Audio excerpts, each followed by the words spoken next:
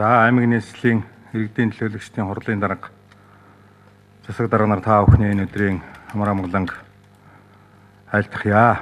Юуны өмнө 2016 оны улсын хурал орон нутгийн сонгуулийн үр дүн гарч түүний үр дүнгээр орон нутгийн өрөө удирдах ёсны байгууллага орон нутгийн засаг захиргааны байгууллагыг удирдах ажиллах болсон иргэдийн хурлын дарга засаг дарга нар та нарт би хувьяасаа баяр хүргэж ажлын амжилт сайн сайхныг хүсээрөөё.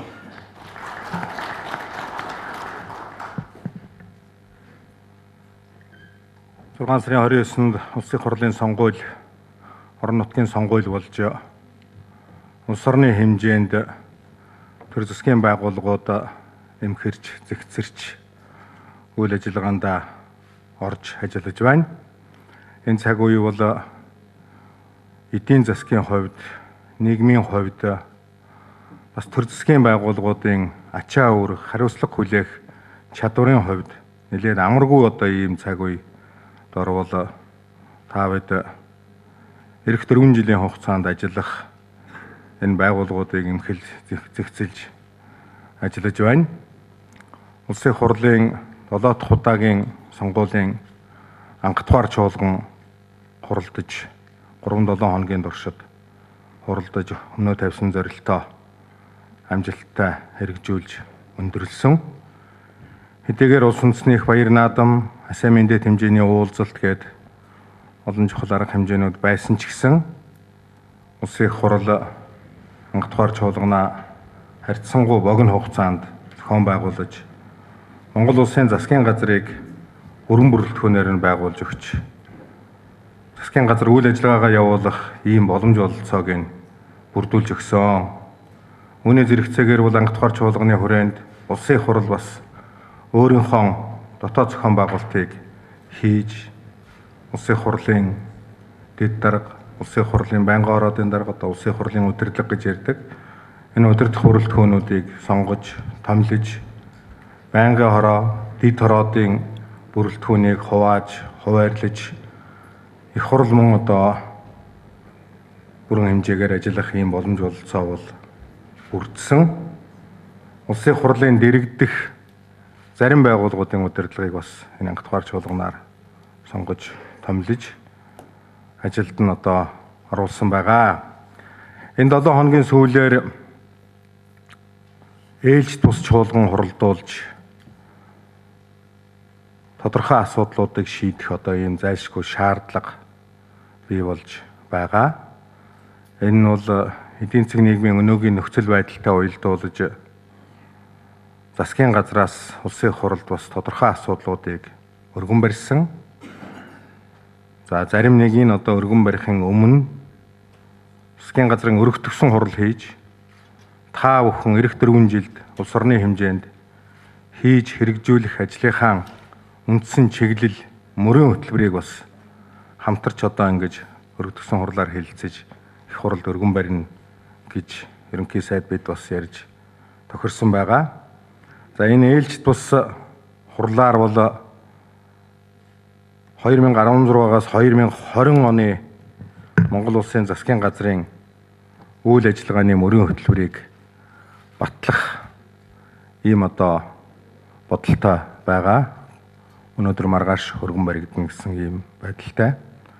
За мөн цаг үе тулсан нэлээд чухал асуудал бол сум дүүргийн иргэдийн төлөөлөгчдийн хурлын төлөөлөгчийг сонгох орон нутгийн сонгуулийн 2016 оны энэ ээлжид сонгуулийн техник хэрэгсэл ашиглах тухай улсын хурал шийдвэр гаргах ёстой.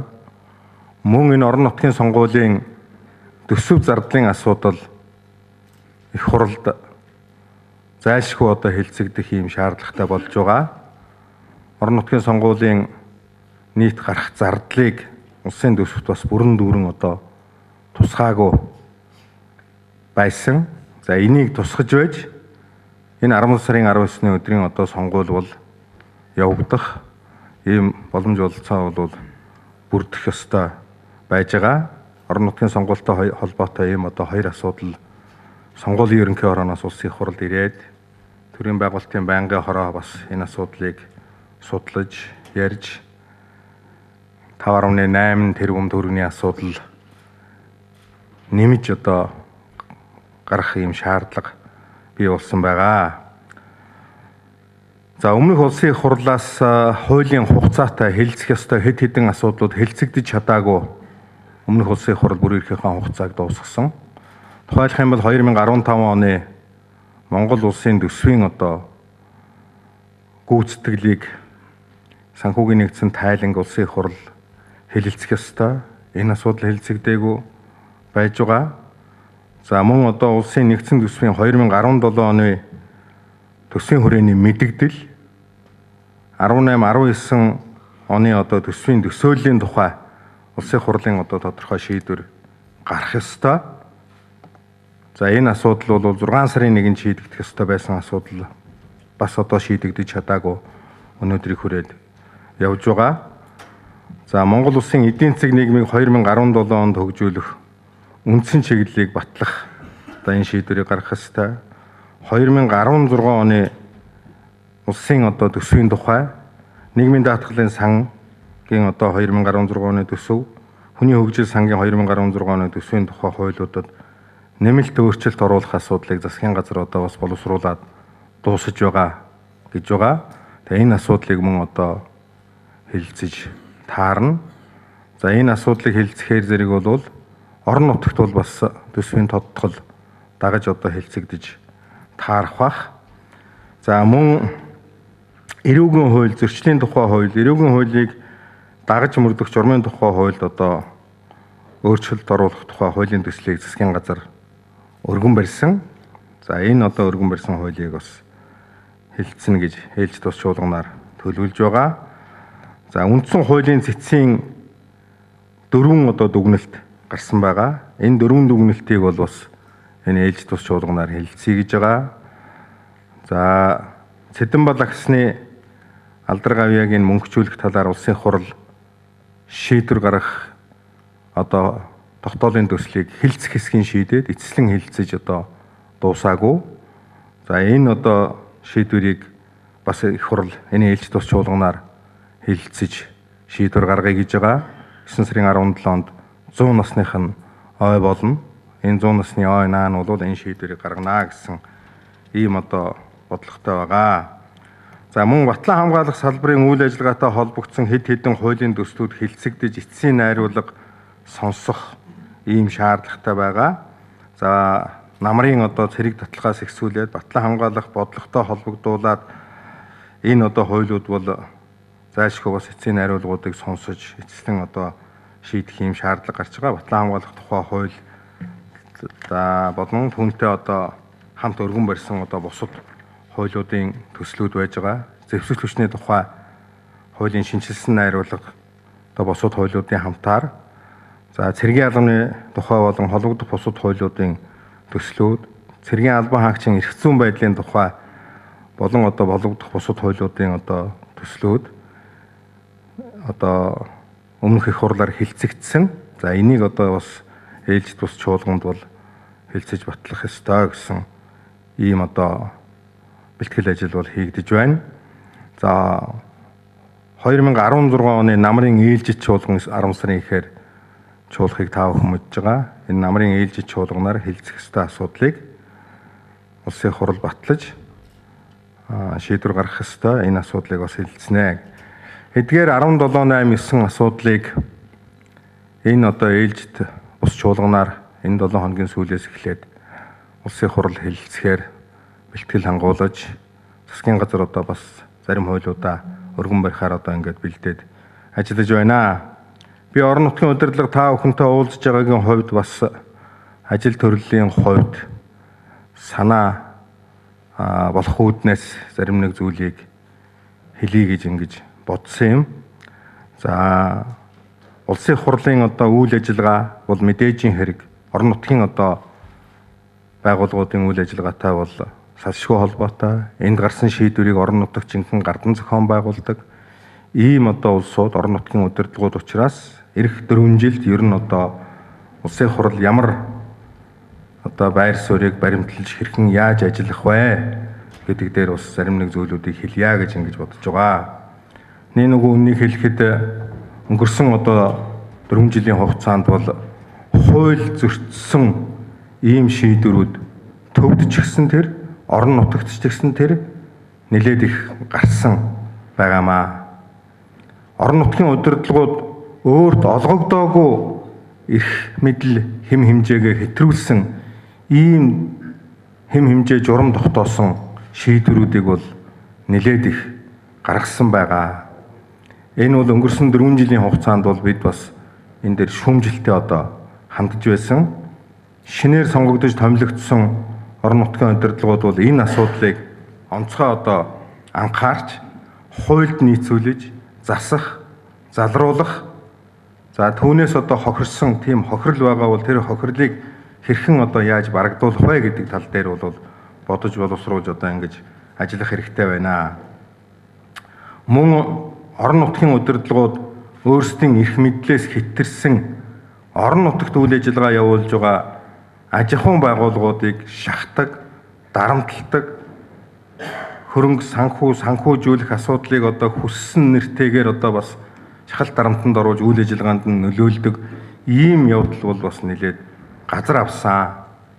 Ялангуяа уул уурхайн чиглэлээр үйл ажиллагаа явуулж байгаа ийм одоо аж ахуйн нэгж байгууллагуудыг хуулийн хүрээнд нийгмийн хүлээх үүрэг хийх ёстой ажлуудаа бол хийдэг зүйлүүдний хийсээр байтал бас зөвхөн орон нутгийн удирдлагууд өөрсдөө шахад дарамтладаг үйл ажиллагаанд нь одоо хүндрэл учруулдаг явдал бол нэлээд их байгаа. Түүгээр зогсохгүй энэ одоо орон нутгийн удирдлагуудын үл ойлголцсон байдлаас улбаалж гадаадын хөрөнгө оруулагчд хүртэл дайжих одоо нүүх гарах ийм байдал бол одоо бас бий болж байгаа. Тийм учраас энэ дээр бол та бүхэн ихээхэн одоо хуулийн хүрээнд зөв зүйтэй одоо шаардлагыг тавьж хийх ёстой зүйлүүдийг хийлгэж, за шаардах ёсгүй зүйлүүдээ бол шаардлагагүйгээр ингэж одоо ажиллах хэрэгтэй. Энэ бол нэг талаасаа бол ерөөсөө улсын одоо эдийн засаг энэ хөрөнгө оруулалтын одоо бодлоготой холбогдож байгаа, хөрөнгө оруулагч нарыг одоо хүндрэл бэрхшээл учруулж байгаа ийм бас нэг гол гогцоо асуудал болж байгаа.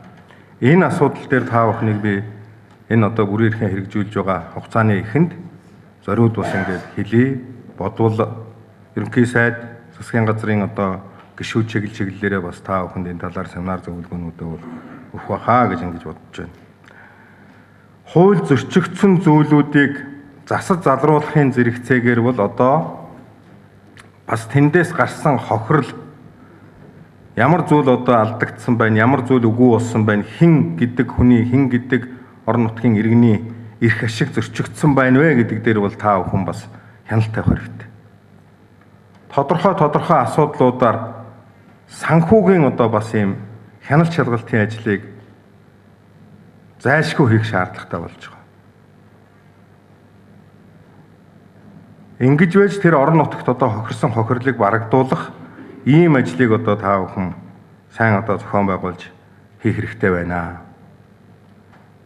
4 жилийн хугацаанд ирэх барьсан нөхдүүд маань өнөөдөр бидний гаргаж тавьж байгаа алдаа оноогийн хэлж байгаа зүйлийг бол улс төржүүлж байна гэдэг байдлаар ямар нэгэн хариуцлагаас мултрах, иргэд олон түмэнд буруу зүрүү ойлголт өгөх ийм оролдлогыг бол бас хийж байгаа.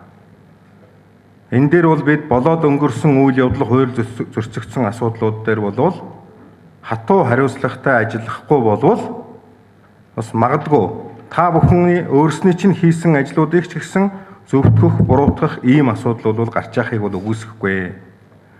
Тийм учраас бол энэ гарсан алдааг засах, залруулах, шалгах, шалгуулах энэ зүйл дээр бол бас та нөхөд одоо анхаарал тавьж ажиллаарай гэдгийг одоо хэлэх байна.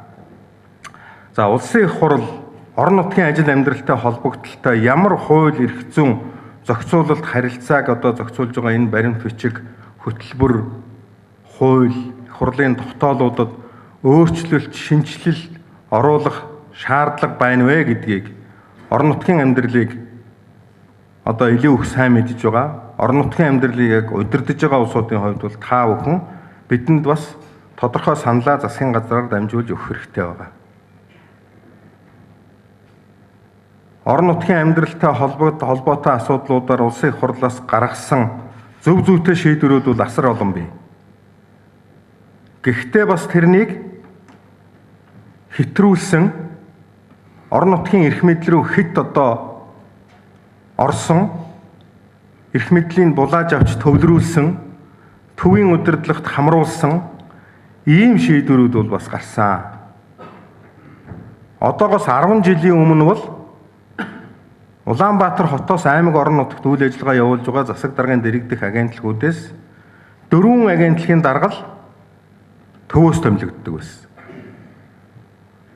Би ерөнхий сайдаар ажиллаж байхдаа улсын их хурлын ажлын хэсэг гаргаж, засгийн газрын ажлын хэсэг гаргаж энэ босоо удирдлагыг ер нь одоо орон нутгийн эрх мэдлийг нэмэгдүүлж босоо удирдлагыг байхгүй болгох талаар томоохон одоо шийдвэрийг гаргаж их хурл олон хуульд нэмэлт өөрчлөлт оруулж ерөөсөө л татвар цагдаа мэргэжлийн ханалт онцгой байдал гэсэн 3-4 хүн агентлагийг төвөөс томилдог, бусдыг бүгдийг орон нутгаас томилдог байсан.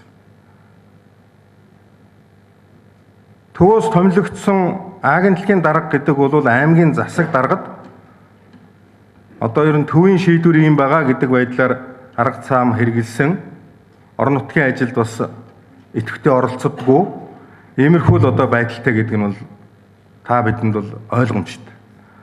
Тийм учраас мэдээж хэрэг өнөөдөр бүх хуулийг өөрчилж чадахгүй нь ойлгомжтой. Өнөөдөр бол байгаа хууль эрх зүйн орчинд нь бол тэр төрийн албаны хуулийн дагуу томилох, чөлөөлөх ажлууд нь хийгдэх бах. Цаашдаа бол бид орон нутгийн удирдлагыг бэхжүүлэх, орон нутгийн удирдлагыг хүндэлдэг, хүлээн зөвшөөрдөг, тойрдог, хамтарч, нэгтарч ажилдаг, тэнд байгаа хүндрэл бэрхшээлийг адилхан одоо бэрхшээлийн нуруундаа үүрээд авдаг ийм баг бүрэлдэхүүн орон нутагт ажиллах ёстой. Үүний тулд бол та бүхэн улсын их хурлаас одоо ямар зүйлүүд бас гаргаасаа, ямар шийдвэрүүдийг шинчилж өөрчлөөсэй гэж хүсэж байна. Энэ бүгдээгээ бол нэгтгэж гэж одоо бас их хурлд өгөөрэй гэдгийг бол би хэлэх байна. Мэдээж хэрэг 4 жилийн хугацаанд ажиллах баг бүрэлдэхүүн энэ дундаасаа бас ахлах бас хэн нэгэндээ нэг үгээ хэлээд ингээд удирдаад явчих ийм хүмүүсүүд юм а та бүхэн томилж зохион байгуулалт хийх байлгүй. Би бас орон нутагт одоо ажиллаж байсан хүний хувьд бол орон нутгийн зовлон жаргал аль алины нь бол гадарлах юм. Тийм учраас бол та нөхөд ингэж одоо ажиллаарай. Эдийн засгийн хүндрэл бэрхшээлийн талаар та бүхэн бол бүгдээрээ одоо бас мэдээлэл авсан. Өнгөрсөн 7 хоног засгийн газар мэдээлэл хийсэн, сангийн сайд мэдээлэл хийсэн. Дараа нь ерөнхий сайд, сангийн сайд хамтарч мэдээлэл хийсэн. Би энэ эдийн засгийн хүндрэлийг зөвхөн улсын их хурлын, засгийн газрын, Монгол банкны хүндрэл гэж ойлгохгүй байгаа. Энэ бол улс орны хэмжээнд бий болсон ийм хүндрэл бэрхшээлтэй нөхцөл болсон. Энэ бол орон нутагт бас яг энэ одоо хүндрэл бэрхшээл бол адилхан одоо тусаж очиж байгаа. Тийм учраас орон нутгийнхаа хэмжээнд энэ эдийн засгийн хүндрэл байдлаас гарахад ямар одоо санал санаачлаг гаргаж ажилбал зөв зүйтэй байна вэ гэдэг дээр та бүхэн өөрсдийнхөө одоо чиглэлээр тодорхой санал санаачлагуудыг гаргаж ажиллаарай. Дээрээс батлаж өгсөн төсвийн одоо хэдэн мөнгийг ингээл аваад тэгээд бусад одоо ингээд орон нутгийн их усрүүдээ бүрэн дүүрэн дайчилдаггүй, зардал чирэгдлээ багасгахыг боддоггүй. Ийм одоо байдлаас салж улсын хэмжээнд аривлан хэмнэлтийн одоо ийм бодлого баримталж ажилланаа. Энийний одоо гол гардан хэрэгжүүлж хийх хүмүүс нь бол бас та бүхэн байна. Бид сөрөг хүчин байхтаа бол үндэсний хэмжээний аривлан хэмнэлтийн ийм хөтөлбөр гаргаач гэж бас их ярьдаг байсан. Тэгэхээр энийг бол орон нутгийн одоо бас адилхан одоо орон нутагт бий болж байгаа хүндрэл бэрхшээлээ гэж та бүхэн ойлгож одоо ажиллаарай гэж хэлэх байна. За үйлчлэлтийн бэлтгэлийн талаар бол одоо би нэг олон юм яриад байх зүйл бол алга. Мэдээж засгийн газрын номер 1 асуудал үйлчлэлтийн бэлтгэлээ ярих бах. Үйлчлэлтийн бэлтгэлээ сайн хангах. Энэ тариа удаага ургасныг одоо бас нэг бүрэн дүүрэн хураагаад авчих. Техник шатхууны саатал бэрхшээл гаргахгүй байх. Энэ талын юмнуудаа бол бас та нөхдүүд маань анхаарч ажиллах хэрэгтэй байна. боловсрол эрүүл мэндийн салбар дээр онцгой анхаарал тавьж ажиллаарай гэдгийг би нэг хэлчихье гэж бодогдож байгаа юм. Энэ салбарыг орон нутагт удирдах байгаа удирдлагуудын хүрээнд бол бас хариуцлагагүй ийм байдал бол нэлээд их гарч байгаа. Тийм учраас бол боловсролын салбар, эрүүл мэндийн салбар, эдийн засаг санхүүгийн хүртээмж хүнд байгаагийн зэрэгцээгээр хүний хариуцлагагүйгээс болоод энэ салбарын ажил доголдож байгаа зүйл бас байгаа. Энэ хоёр салбарын өдөр тутмын үйл ажиллагааг чиглэлийн өгч, үйл ажиллагаанд нь ингэж их ойрхон байдгийн хувьд бол та бүхний анхаарлын төвд бол энэ хоёр салбар байж таарнаа. Ерөөсөө 2-3 хоногийн дараа сургууль цэцэрлэгийн хүүхдийг бүртгэдэг ажил эхэлнэ. Улаанбаатар хотод бол эхэлсэн. Би бас хотын удирдлагуудтай энэ талаар ярьж байгаа. Наад заханд нэг бүртгэдэг тэр хүндрэл бэрхшээлийн нэг жаахан арилгаад байгаа хүртээмж хүчин чадлынхаа хэмжээнд зөв зүйтэй байдлаар илсүүлж аваад ингээд нэг олон түмнийг бухимдуулахгүй энэ хоёр салбарын үйл ажиллагааг авч явах шаардлага бол зөв ёсоор тавигдж байгаа шүү. Энэ дээр та бүхэн анхаарал тавиарай гэж. За эцэст нь хэлэхэд улсын хурал бол хууль тогтоох байгууллага. Тэгэхдээ улсын хурал бол хуулийн хэрэгжилтэнд бас хяналт тавих ийм эрхтэй, ийм үүрэгтэй байгууллага. Өнгөрсөн жилүүдэд үйл ажиллагаа явуулсан улсын хурлууд бол хууль тогтоох энэ үйл ажиллагаандаа бол их анхаарал тавьж ажилласан.